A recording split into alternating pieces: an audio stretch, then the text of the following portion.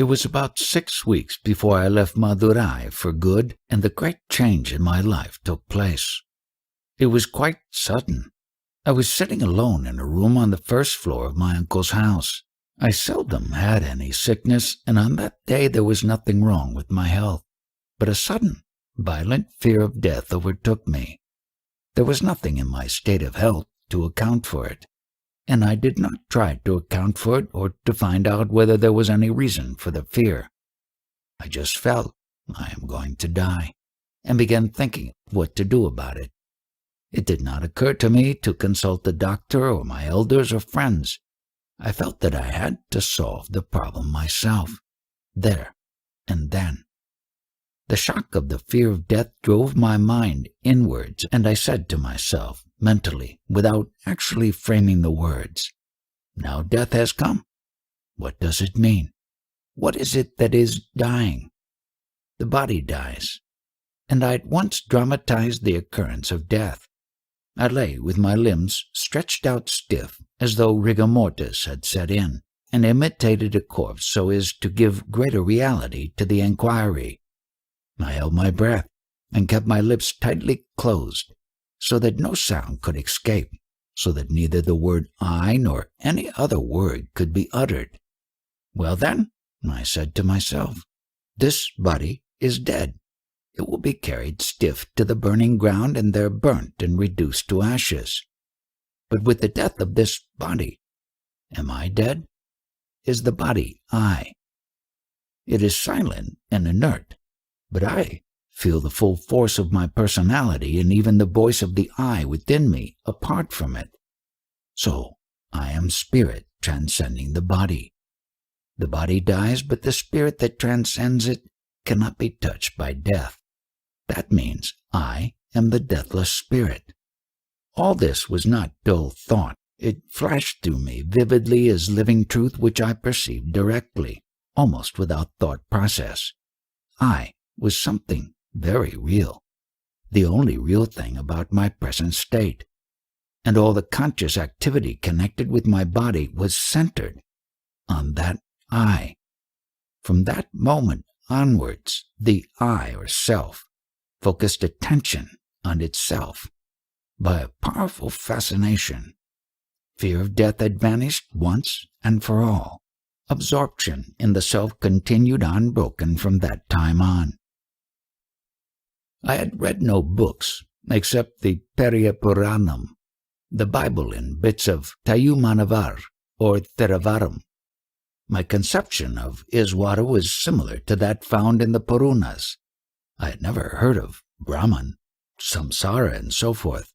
I did not yet know there was an essence or impersonal real underlying everything, and that Iswara and I were both identical with it. Later at Tiruvannamalai, as I listened to the Ribhu Gita and other sacred books, I learned all this, and found that the books were analyzing and naming what I had felt intuitively without analysis or name. Buddha is said to have ignored questions about God. Yes, and because of this he has been called an agnostic. In fact, Buddha was concerned with guiding the seeker to realize bliss here and now, rather than with academic discussions about God and so forth. Is the study of science, psychology, physiology, etc. helpful for attaining yoga liberation or for intuitive understanding of the unity of reality? Very little. Some theoretical knowledge is needed for yoga and may be found in books, but practical application is what is needed. Personal example and instruction are the most helpful aids. As for intuitive understanding, a person may laboriously convince himself of the truth to be grasped by intuition, of its function and nature, but the actual intuition is more like feeling and requires practical and personal contact. Mere book learning is not of any great use. After realization, all intellectual loads are useless burdens and are to be thrown overboard. What use is the learning of those who do not seek to wipe out the letters of destiny from their brow by inquiring, "Whence is the birth of us who know the letters?" They have sunk to the level of a gramophone. What else are they, O Arunachala? It is those who are not learned that are saved, rather than those whose ego has not yet subsided in spite of their learning. The unlearned are saved from the relentless grip of the devil of self-infatuation. They are saved from the melody of a myriad of whirling thoughts and words. They are saved from running after wealth. It is from more than one evil that they are saved.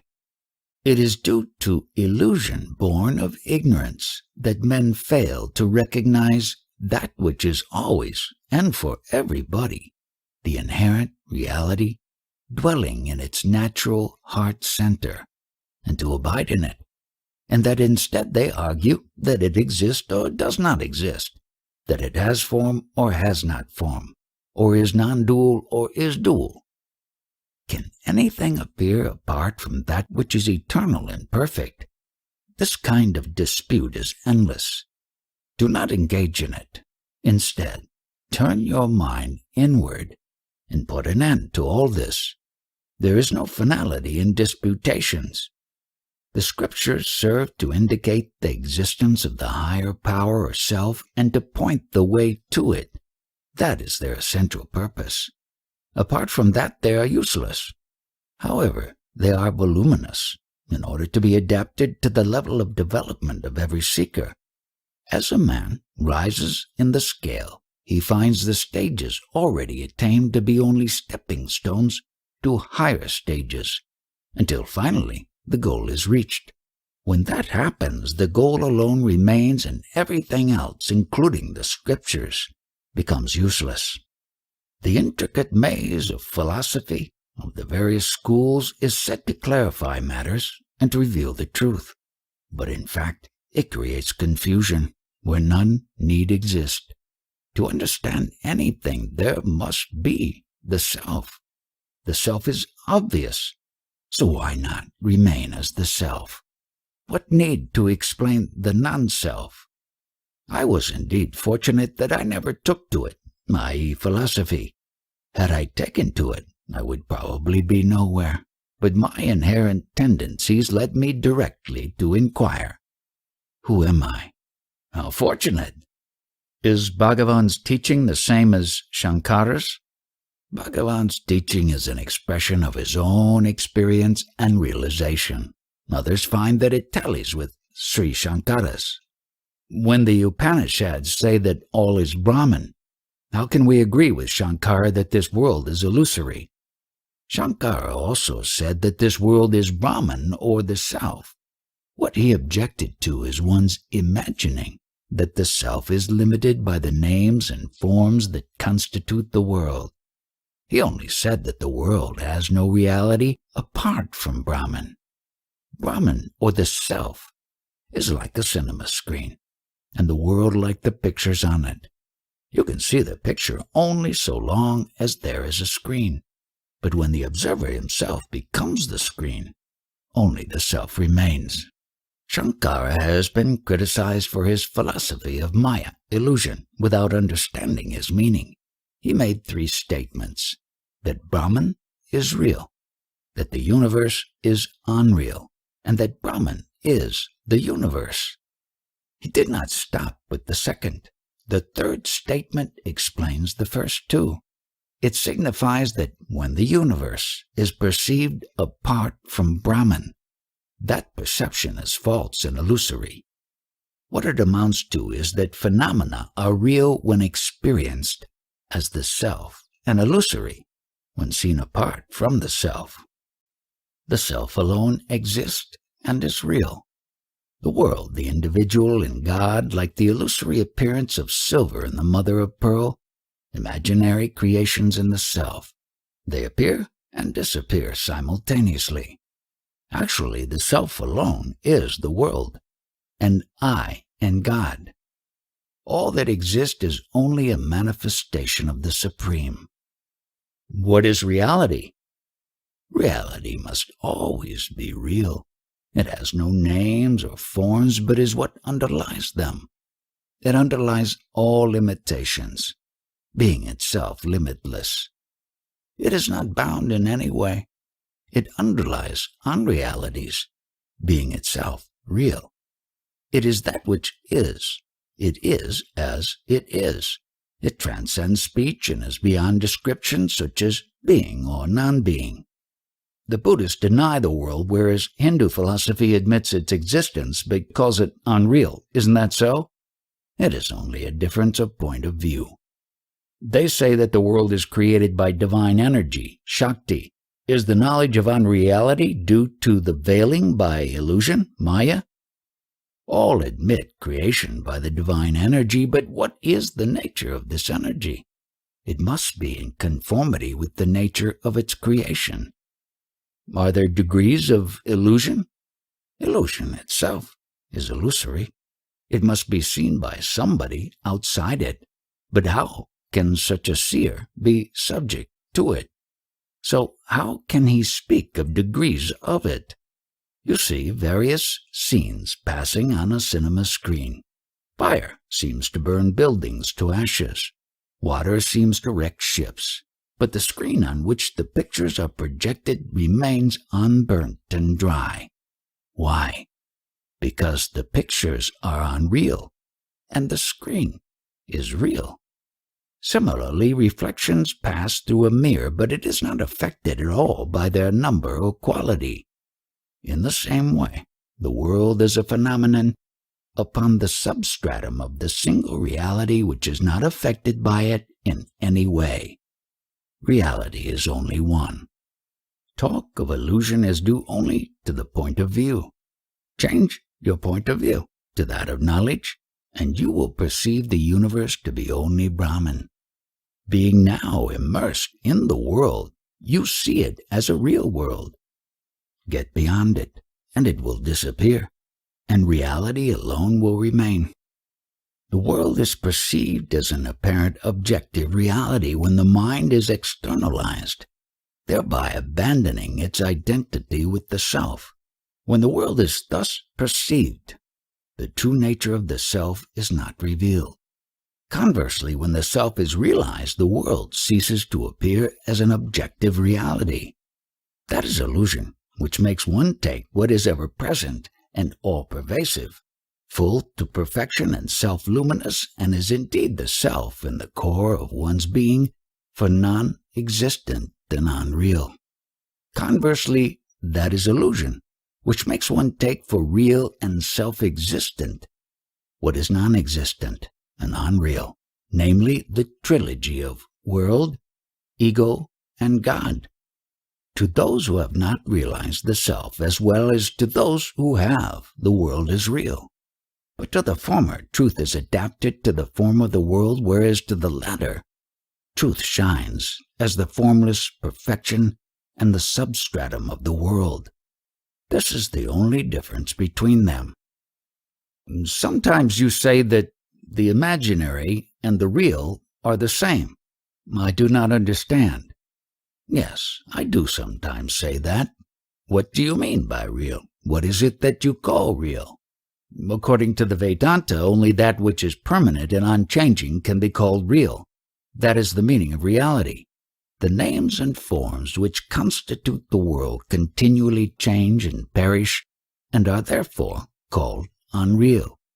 It is unreal, imaginary, to limit the self to these names and forms, and real to regard all as the self. The non-dualist says that the world is unreal, but he also says all this is Brahman. So it is clear that what he condemns is regarding the world as objectively real in itself, not regarding it as Brahman. He who sees the self alone in the world also. It is immaterial to the enlightened whether the world appears or not. In any case, his attention is turned to the self. It is the letters and the paper on which they are printed. You are so engrossed in the letters that you forget about the paper, but the enlightened sees the paper as the substratum whether the letters appear on it or not. The Vedantins do not say that the world is unreal. That is a misunderstanding. If they did, what would be the meaning of the Vedantic text? All this is Brahman. They only mean that the world is unreal as world, but real as self. If you regard the world as non-self, it is not real. Everything, whether you call it illusion, Maya, or divine play, Lila, or energy, Shakti, must be within the self and not apart from it. The Vedas contain conflicting accounts of cosmogony. Ether is said to be the first creation in one place, vital energy in another, water in another, something else in another. How can all this be reconciled? Does it not impair the credibility of the Vedas? Different seers saw different aspects of truth at different times, each emphasizing some viewpoint. Why do you worry about their conflicting statements? The essential aim of the Vedas is to teach us the nature of the imperishable self and show us that we are that. About that part I am satisfied. Then treat all the rest as auxiliary arguments or as expositions for the ignorant who want to know the origin of things. I'm copying out the English translation of the Tamil, Kaivalya Navanitha, and I've come across some of the technical terms in which I have difficulty in understanding. Can you help me? These portions deal with theories of creation. They are not essential because the real purpose of the scriptures is not to set forth such theories. They mention the theories casually, so that those readers who wish to may take interest in them. The truth is that the world appears as a passing shadow in a flood of light. Light is necessary, even to see the shadow. The shadow is not worth any special study, analysis, or discussion. The purpose of the book is to deal with the self, and what is said about creation may be omitted for the present. Vedanta says that the cosmos springs into view simultaneously with him who sees it, and there is no detailed process of creation. It is similar to a dream, where he who experiences the dream arises simultaneously with the dream he experiences. However, some people cling so fast to objective knowledge that they are not satisfied when told this. They want to know how sudden creation can be possible, and argue that an effect must be preceded by a cause. In fact, they desire an explanation of the world that they see about them.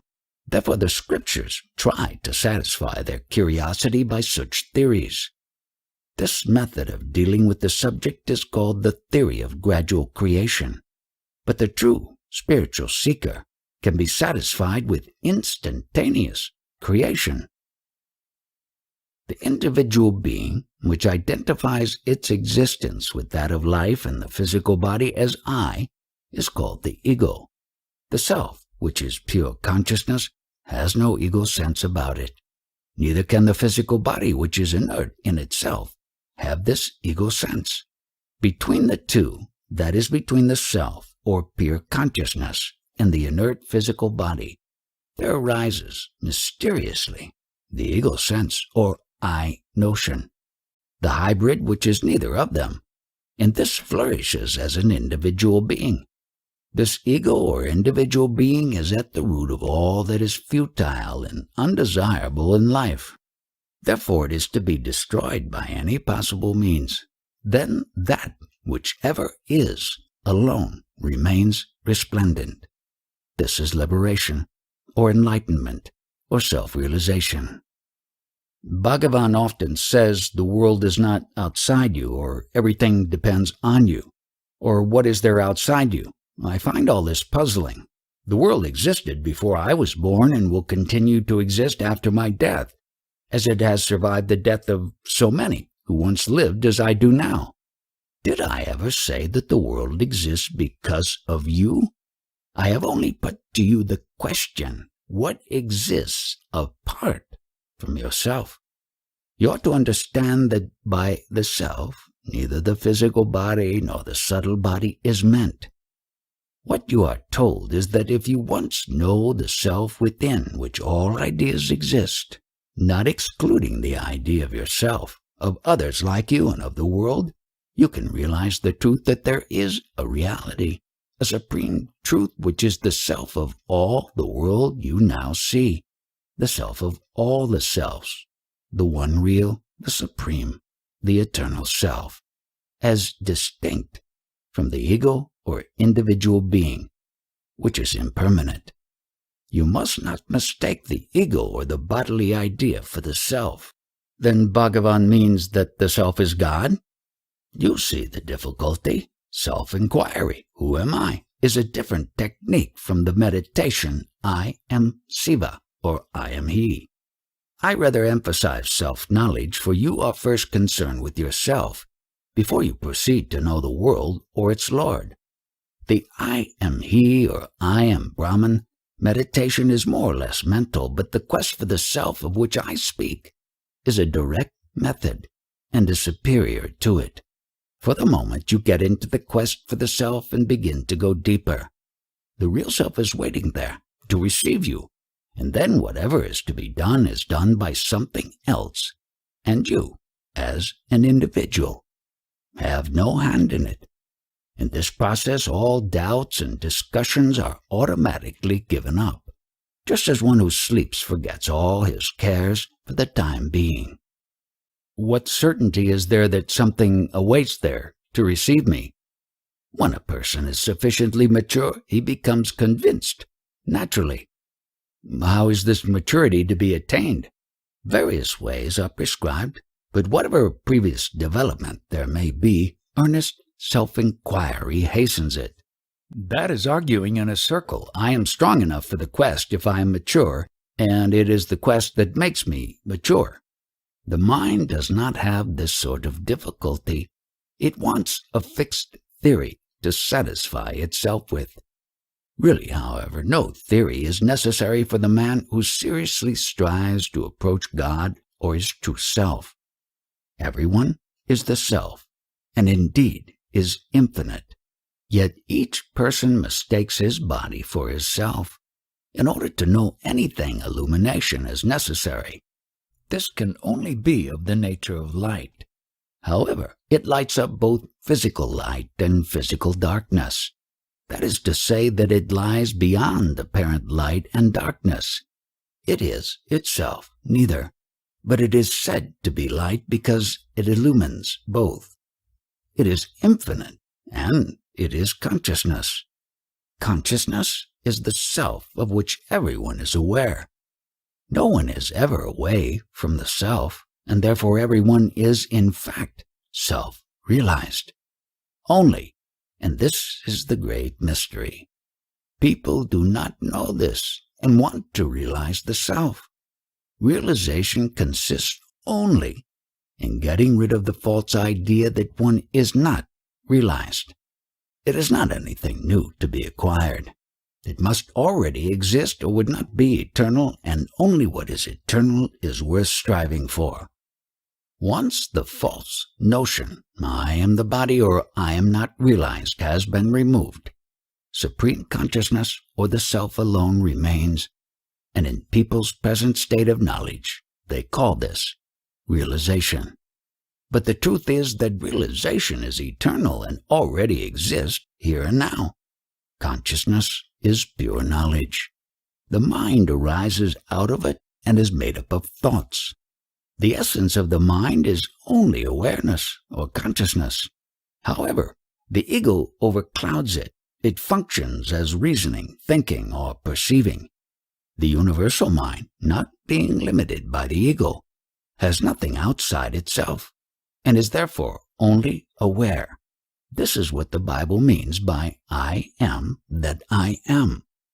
The ego-ridden mind has its strength sapped and is too weak to resist distressing thoughts. The egoless mind is happy, and we see in deep, dreamless sleep.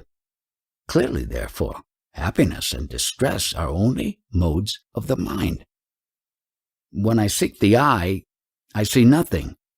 You say that because you are accustomed to identify yourself with the body and sight with the eyes. But what is there to be seen, and by whom, and how? There is only one consciousness, and this, when it identifies itself with the body, projects itself through the eyes and sees the surrounding objects. The individual is limited to the waking state. He expects to see something different and accepts the authority of his senses. He will not admit that he who sees, the object seen, and the act of seeing are all manifestations of the same consciousness, the I. Meditation helps to overcome the illusion that the self is something to see. Actually, there is nothing to see. How do you recognize yourself now? Do you have to hold a mirror up in front of yourself to recognize yourself? The awareness itself is the I. Realize it, and that is the truth.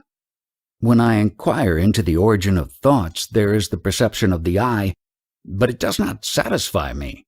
Quite right, because this perception of I is associated with the form, perhaps with the physical body. Nothing should be associated with the pure self. The self is the pure reality in whose light the body, the ego, and all else shine. When all thoughts are stilled, pure consciousness remains over. How did the ego arise? There is no ego. If there were, you would have to admit of two selves in you. Therefore there is no ignorance. If you inquire into the self, ignorance, which is already non-existent, will be found not to exist, and you will say that it is fled. Absence of thought does not mean a blank. There must be someone to be aware of that blank. Knowledge and ignorance pertain only to the mind and are in duality, but the self is beyond them both. It is pure light. There is no need for one self to see another. There are no two selves. What is not the self is mere non-self and cannot see the self. The self has no sight or hearing. It lies beyond them. All alone is pure consciousness. I don't know whether the self is different from the ego. In what state were you in deep sleep? I don't know. Who doesn't know? The waking self? But you don't deny that you existed while in deep sleep. I was and am, but I don't know who was in deep sleep. Exactly. The waking man says that he did not know anything in the state of deep sleep. Now he sees objects and knows that he exists, but in deep sleep there were no objects and no spectator. And yet the same person who is speaking now existed in deep sleep also. What is the difference between the two states? There are objects and the play of senses now, while in deep sleep there were not. A new entity, the ego, has arisen. It acts through the senses, sees objects, confuses itself with the body, and claims to be the self. In reality, what was in deep sleep continues to be now also. The self is changeless. It is the ego which has come between. That which rises and sets is the ego. That which remains changeless is the self. Waking, dream, and sleep are mere phases of the mind, not of the self. The self is the witness of these three states. Your true nature exists in sleep. But we are advised not to fall asleep during meditation. It is stupor which you must guard against. That sleep which alternates with waking is not the true sleep. That waking which alternates with sleep is not the true waking. Are you awake now? No. What you have to do is to wake up to your true state. You should neither fall into false sleep nor remain falsely awake. Though present even in sleep, the self is not then perceived. It cannot be known in sleep straight away. It must first be realized in the waking state, for it is our true nature underlying all the three states. Effort must be made in the waking state and the self realized here and now. It will then be understood to be the continuous self uninterrupted by the alteration of waking, dream, and deep sleep. Do a person's actions in this life affect him in future births? Are you born now? Why do you think of future births? The truth is that there is neither birth nor death. Let him who is born think of death and palliatives for it. Is the Hindu doctrine of reincarnation right? No definite answer is possible. Even the present incarnation is denied. For instance, in the Bhagavad Gita. Isn't our personality beginningless? Find out first whether it exists at all, and after you have solved that problem, ask the question. Namalwar says, "In ignorance, I took the ego to be the self, but with right knowledge, the ego is not, and only you remain as the self." Both the non-dualist and the dualist agree on the necessity for self-realization. Attain that first and then raise other questions. Non-dualism or dualism cannot be decided on theoretical grounds alone. If the self is realized, the question will not arise. Whatever is born must die. Whatever is acquired must be lost. But were you born? You are eternally existent. The self can never be lost. They say that we have the choice of enjoying merit or demerit after our death, that it depends on our choice which comes. Is that so? Why raise questions of what happens after death? Why ask whether you were born, whether you are reaping the fruits of your past karma, and so on? You will not raise such questions in a little while when you fall asleep. Why? Are you a different person now from the one you are when you are asleep? No, you are not. Find out why such questions do not occur to you when you are asleep. In the Bhagavad Gita, Sri Krishna first says to Arjuna in chapter 2 that no one was born, and then in chapter 4 there have been numerous incarnations, both of you and me. I know them, but you do not. Which of these two statements is true? The teaching varies according to the understanding of the listener. When Arjuna said that he would not fight against his relatives and elders in order to kill them and gain the kingdom, Sri Krishna said, "Not that these, you or I, were not before, are not now, nor will be hereafter. None was born, none has died, nor will it be so hereafter." He further developed this theme, saying that he had given instructions to the sun, and through him to Ikshvaku. And Arjuna queried how that could be, since he had been born only a few years back, while they lived ages ago. Then Sri Krishna saw his point of view and said, "Yes, there have been many incarnations of me and you. I know them all. You do not." Such statements appear contradictory, but they are true according to the viewpoint of the questioner. Christ also said, "Before Abraham was I am." Just as in dreams you wake up after several new experiences, so after death another body is found. Just as rivers lose their individuality when they discharge their waters into the ocean, and yet the waters evaporate and return as rain on the hills and back again through the rivers to the ocean, so also individuals lose their individuality when they go to sleep, but return again according to their previous innate tendencies. Similarly, in death also, being is not lost. How can that be? See how a tree grows again when its branches are cut off. So long as the life source is not destroyed, it will grow. Similarly, latent potentialities withdrawn into the heart at death, but do not perish. That is how beings are reborn. In truth, there is neither seed nor tree, there is only being. How long is the interval between death and rebirth? It may be long or short, but a realized man undergoes no such changes. He merges into the infinite being, as is said in the Brihad Aranyaka Upanishad.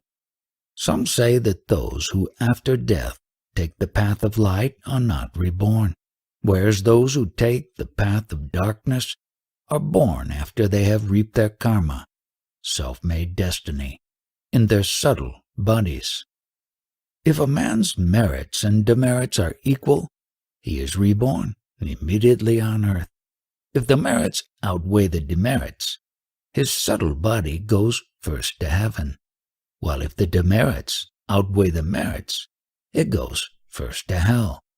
But in either case, he is later reborn on earth. All this is described in the scriptures, but in fact there is neither birth nor death. One simply remains what one really is. That is the only truth. God, in His mercy, withholds this knowledge from people.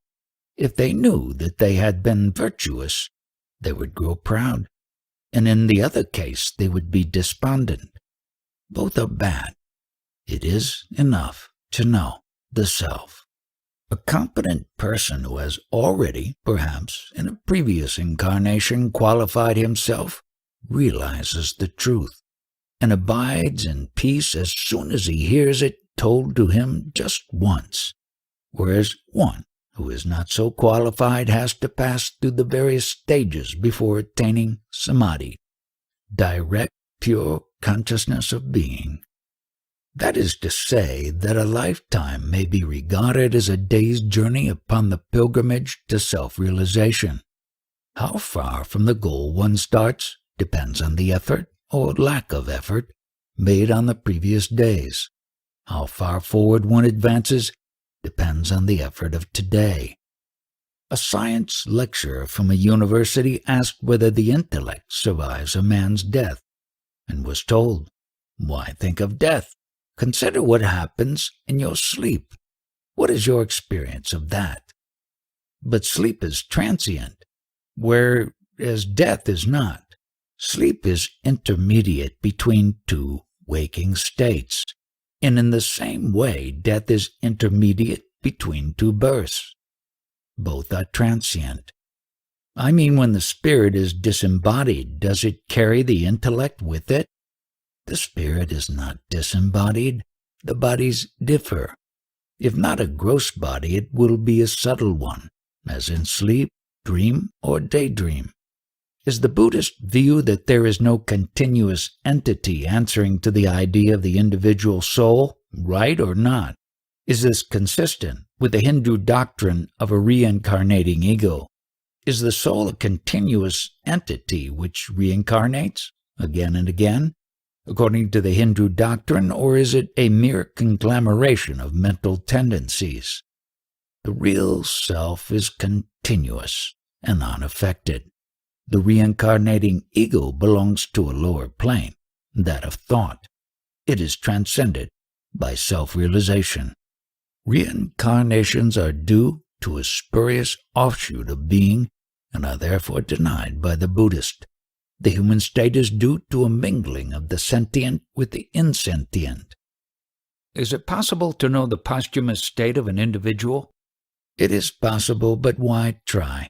Such facts are only as real as the person who seeks them. The birth of a person and his life and death are real to us.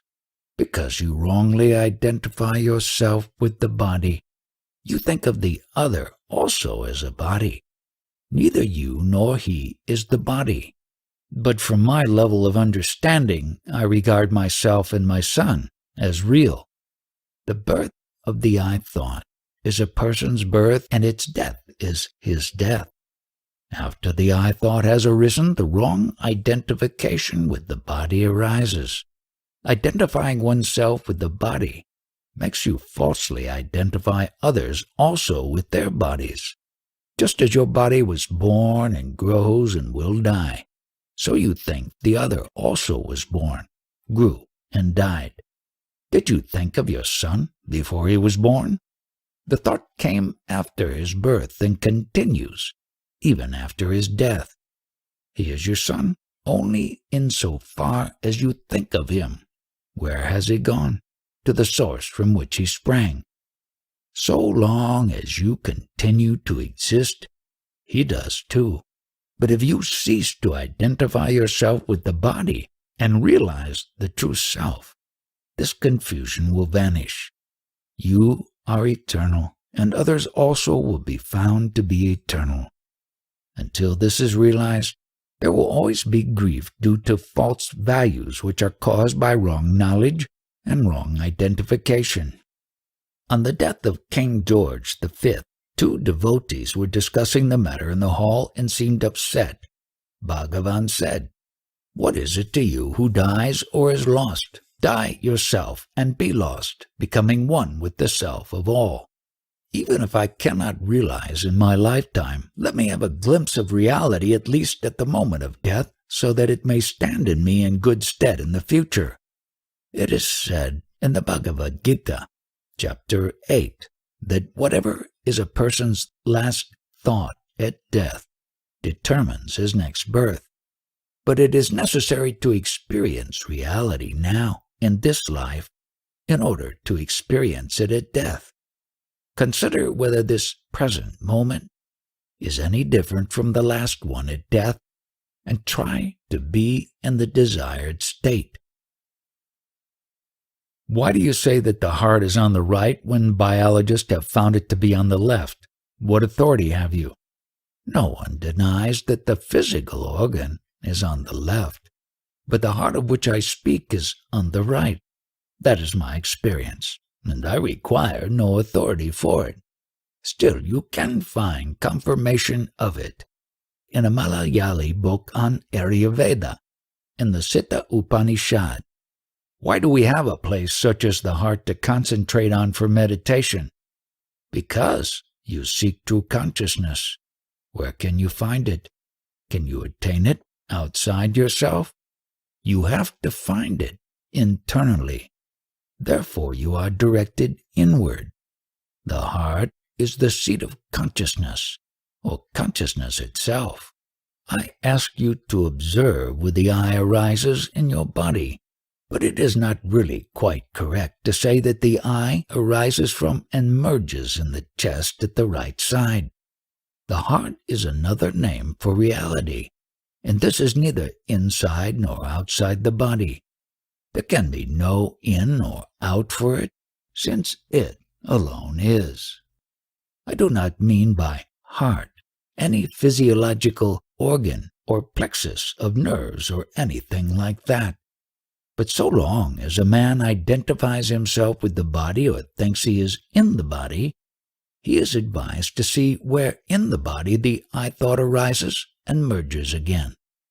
It must be the heart at the right side of the chest, since every man of whatever race and religion, and in whatever language he may be speaking, points to the right side of the chest to indicate himself when he says I. This is so all over the world, so that must be the place. And by keenly watching the emergence of the I-thought on waking and its subsidence on going to sleep, one can see that it is in the heart on the right side. When a room is dark, you need a lamp to light it, but when the sun rises, there is no need for a lamp. Objects are seen without one. And to see the sun itself, no lamp is needed because it is self-luminous. Similarly, with the mind, the reflected light of the mind is necessary to perceive objects, but to see the heart, it is enough for the mind to be turned towards it. Then the mind loses itself, and the heart shines forth. There are said to be 6 subtle organs of different colors in the chest, of which the spiritual heart is said to be the one situated 2 fingers' breadth to the right from the center. But the heart is also said to be formless. Does that mean that we should imagine it to have a form and meditate on this? No, only the quest, who am I, is necessary. That which continues to exist throughout sleep and waking is the same being in both. But while waking there is unhappiness, and therefore the effort to remove it. When asked who awakes from sleep, you say I. Hold fast to this I. If that is done, the eternal being reveals itself. The most important thing is the investigation of the I, and not concentration on the heart center. There is no such thing as the inner and the outer. Both words mean the same or nothing at all. Nevertheless, there is also the practice of concentration on the heart center, which is a form of spiritual exercise. Only he who concentrates on the heart can remain aware when the mind ceases to be active and remain still, with no thoughts, whereas those who concentrate on any other center cannot retain awareness without thought, but only infer that the mind was still after it has become active again. Thoughts suddenly cease, and I rises up equally and suddenly, and continues. It's only a feeling, not a thought. Can it be right? Yes, it is right. Thoughts have to cease and reason to disappear for the I to rise up and be felt. Feeling is the main thing, not reason. Moreover, it is not in the head, but at the right side of the chest. That is where it should be, because the heart is there. When I look outwards, it disappears. What should I do? Hold fast to it. The bliss of self is always yours, and you will find it if you seek it earnestly. The cause of your misery is not in your outer life. It is in you, as your ego. You impose limitations on yourself and then make a vain struggle to transcend them. All unhappiness is due to the ego. With it comes all your trouble. What does it avail you to attribute the cause of misery to the happenings of life, when that cause is really within you? What can happiness get you from these things extraneous to yourself? When you get it, how long will it last? If you would deny the ego and scorch it by ignoring it, you would be free. If you accept it, it will impose limitations on you and throw you into a vain struggle to transcend them. That was how the thief sought to ruin King Janaka. To be the self that you really are is the only means to realize the bliss that is ever yours. A very devoted and simple devotee had lost his only son, a child of 3. The next day he arrived at the ashram with his family.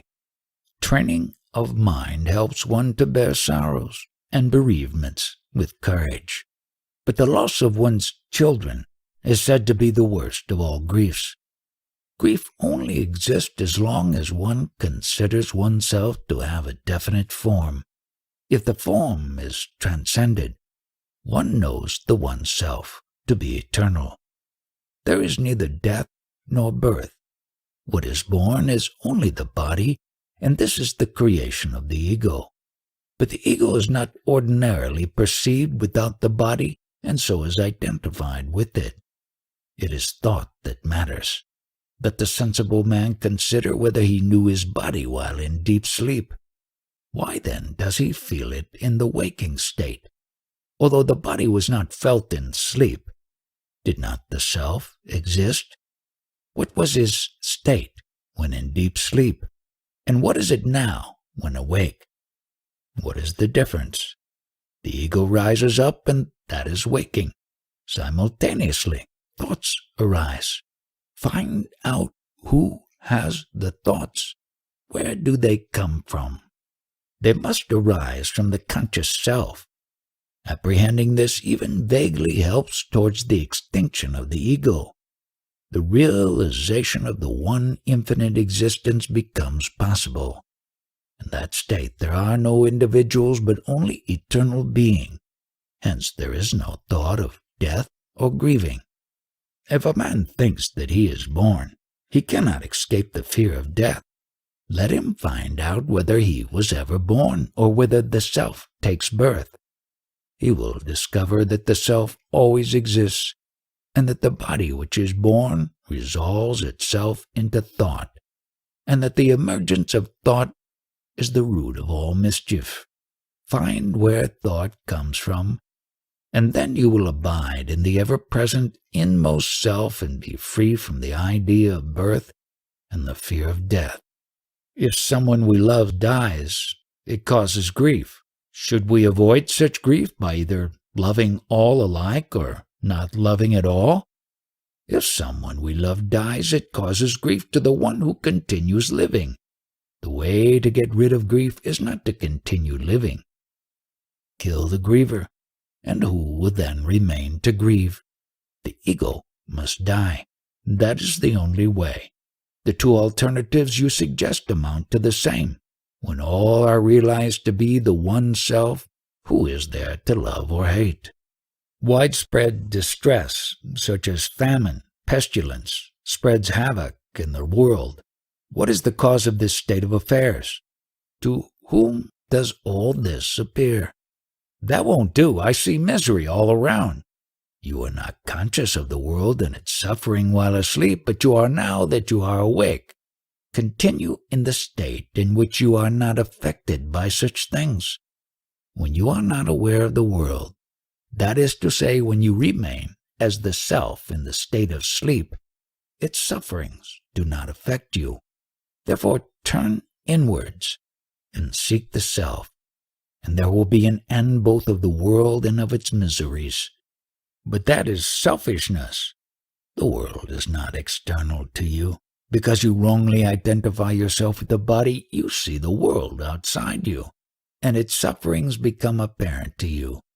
But the world and its sufferings are not real. Seek the reality and get rid of this unreal feeling. There are great men and public workers who cannot solve the problem of suffering in the world. That is because they are based on the ego. If they remained in the self, it would be different. Why don't Mahatmas help? How do you know that they don't? Public speeches, outer activity, and material help are all outweighed by the silence of the Mahatmas. They accomplish more than others. What can we do to ameliorate the condition of the world? If you remain free from pain, there will be no pain anywhere. The trouble now is due to your seeing the world outside yourself and thinking there is pain in it. But both the world and the pain are within you. If you turn inwards, there will be no pain. God is perfect. Why did he create the world imperfect? A work partakes of the nature of its author, but in this case it is not so. Are you something separate from God that you should ask this question? So long as you consider yourself the body, you see the world as external to you. It is to you that the imperfection appears. God is perfection, and his work is also perfection. But you see it as imperfect because of your wrong identification with the body or the ego. Why did the self manifest as this miserable world? In order that you might seek it. Your eyes cannot see themselves, but if you hold a mirror in front of them, they see themselves. Creation is the mirror. See yourself first, and then see the whole world as the self. Then what it amounts to is that I should always turn inwards. Yes. Shouldn't I see the world at all? You are not told to shut your eyes to the world, but only to see yourself first, and then see the whole world as the self. If you consider yourself as the body, the world appears to be external. If you are the self, the world appears as Brahman, manifested. I have a toothache. Is that only a thought? Yes. Then why can't I think that there is no toothache and so cure myself? One does not feel the toothache when one is absorbed in other thoughts or when asleep. But it still remains. So strong is man's conviction of the reality of the world that it is not easily shaken off. But the world is no more real than the individual who sees it. At present, there is a Sino-Japanese war going on. If it is only in the imagination, can or will Sri Bhagavan imagine it not to be going on and so put an end to it? The Bhagavan of the questioner, whom the questioner sees as an external being, is as much a thought of his as the Sino-Japanese war. But why should there be suffering now? If there is no suffering, how could the desire to be happy arise? If that desire did not arise, how could the quest of the self arise? Then is all suffering good? Yes. What is happiness? It is a healthy and handsome body, regular meals, and so on. Even an emperor has endless troubles, although he may be in good health. So all suffering is due to the false notion, I am the body. Getting rid of this is knowledge.